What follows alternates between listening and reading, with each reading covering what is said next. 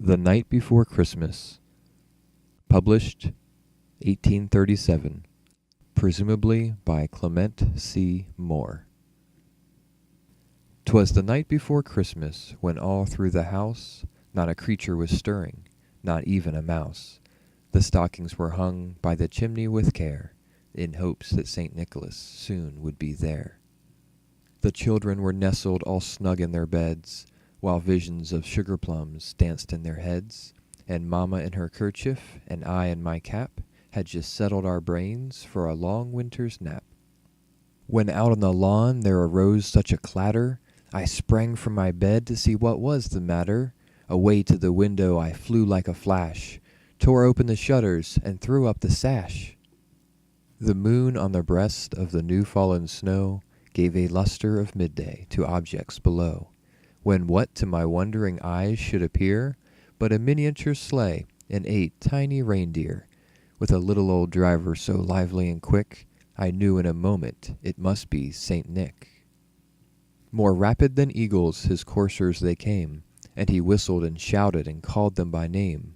Now Dasher, now Dancer, now Prancer and Vixen, on Comet, on Cupid, on Donder and Blitzen, to the top of the porch, to the top of the wall, now dash away, dash away, dash away all.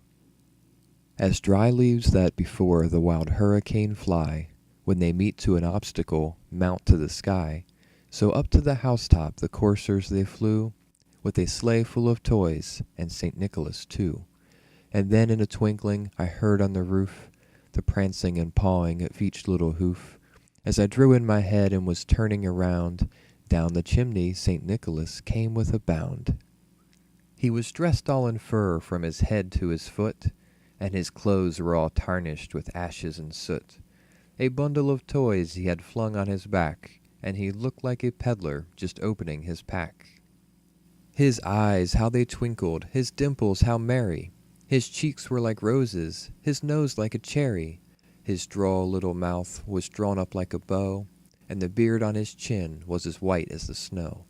The stump of his pipe he held tight in his teeth, and the smoke it encircled his head like a wreath.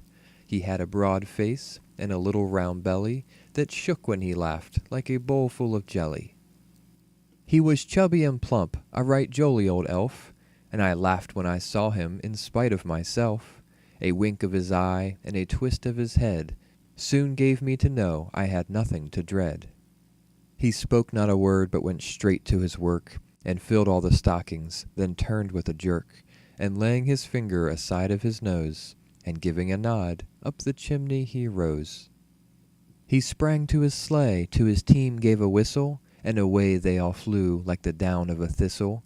But I heard him exclaim ere he drove out of sight, "Happy Christmas to all, and to all a good night." The End. Read for you by Jesse Hughes, 2016.